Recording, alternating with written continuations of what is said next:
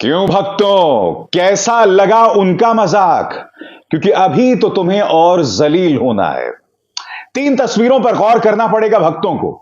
पहली तस्वीर, इस तस्वीर में आप देख सकते हैं सुहेल देव भारतीय समाज पार्टी के ओपी राजभर जो हैं वो एनडीए के खेमे में शामिल हो गए हैं। यानी कि मुख्तार अंसारी के बेटे अब्बास अंसारी जो जेल में बंद हैं, जो कि सुहेल देव भारतीय समाज पार्टी के विधायक हैं मऊ से, उन्हें भी सलाम ठोकना पड़ेगा भक्तों को। नंबर 1 ये। नंबर 2, अजीत पवार को फाइनेंस और प्लानिंग मिली है और उन्होंने शरद पवार से मुलाकात की है।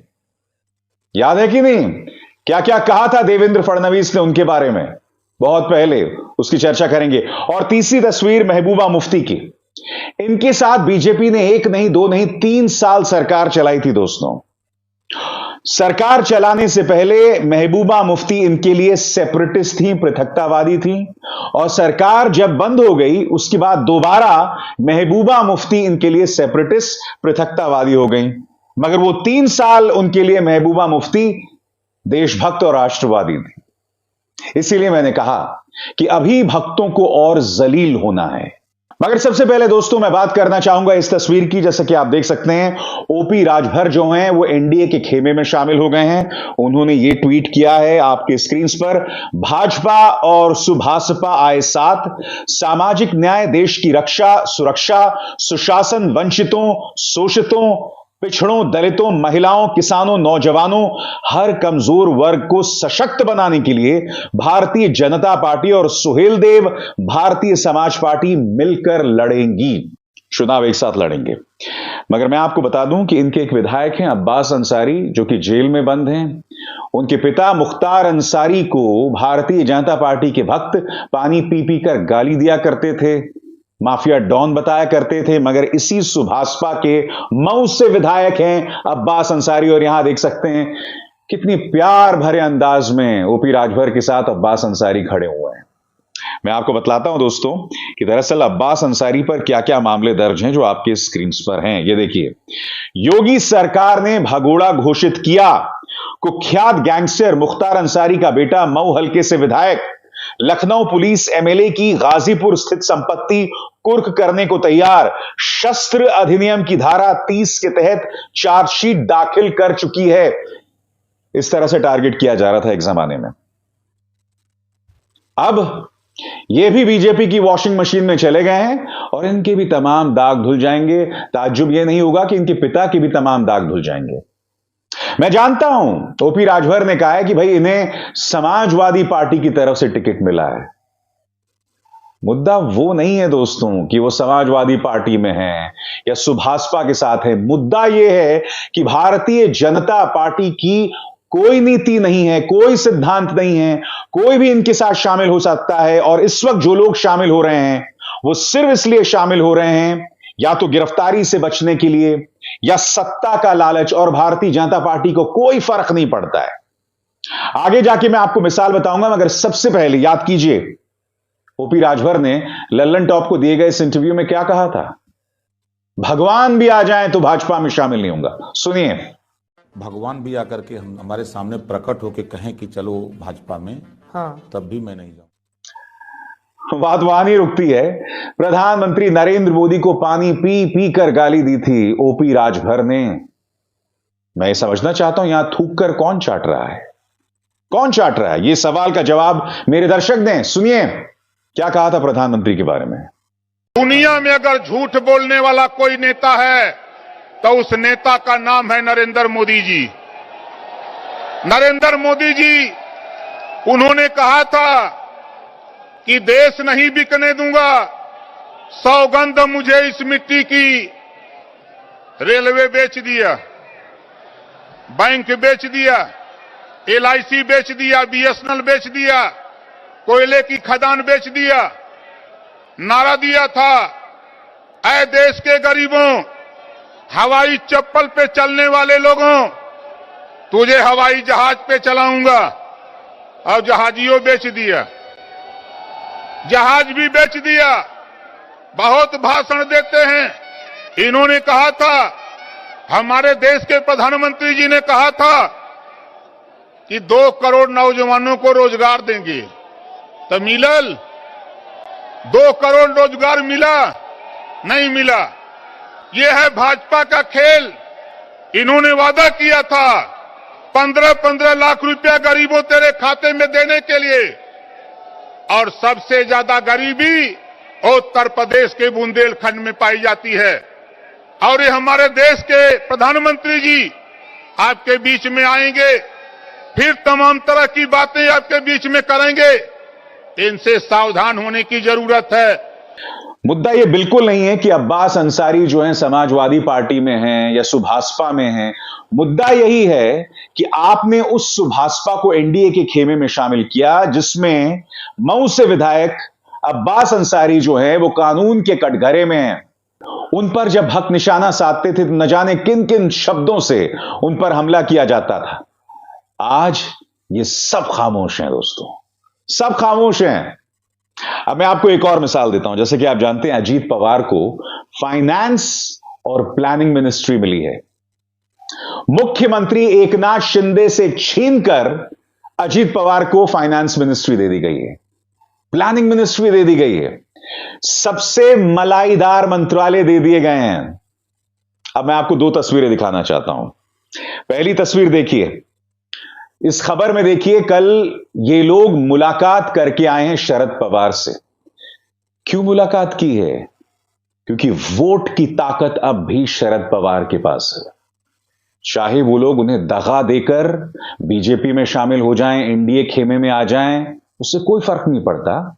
जिस दिन शरद पवार सड़क पर उतरेंगे और जनता को जिस तरफ इशारा करेंगे, एनसीपी का जो कट्टर वोटर है वो शरद पवार के पक्ष में ही वोट देगा।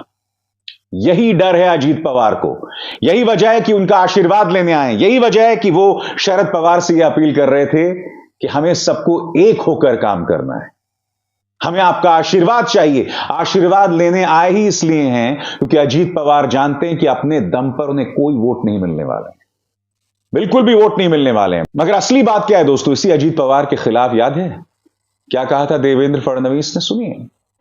घोटाळ्यामध्ये अजितदादांची अवस्था आम्ही काय करणार?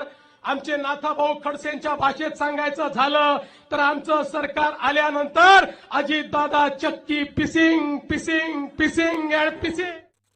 अब उन्हीं अजीत पवार को सबसे मलाईदार मंत्रालय दे दिया गया है। एकनाथ शिंदे के साथ जो तमाम विधायक उद्धव सेना को छोड़कर उनके साथ आए थे, उन्होंने क्या कहा था? उन्होंने ये कहा था कि भाई अजीत पवार के भ्रष्टाचार से हम खुश नहीं हैं, वो हम पर दादागिरी करते हैं, हम पर कंट्रोल करने की कोशिश कर रहे हैं, हम इससे खुश नहीं हैं। अब एकनाथ शिंदे के पास जो मंत्रालय वो उनको दे दिया गया है। और अजीत पवार ऐसा क्यों कर रहे हैं? ईडी के डर से, इनकम टैक्स की डर से, जांच एजेंसीज के डर से। साफ तौर पर दिखाई दे रहा है यहां पर। इसका अर्थ क्या हुआ? जांच एजेंसीज के डर से नेता तो शामिल हो जाएंगे एनडीए में, मगर वो नेता अपनी पुरानी पार्टी के जो दिग्गज हैं शरद पवार जैसे, उन्हीं के दरवाजे पर जाकर सिर झुकाएंगे क्योंकि ताकत वही है, वोट की ताकत वही है।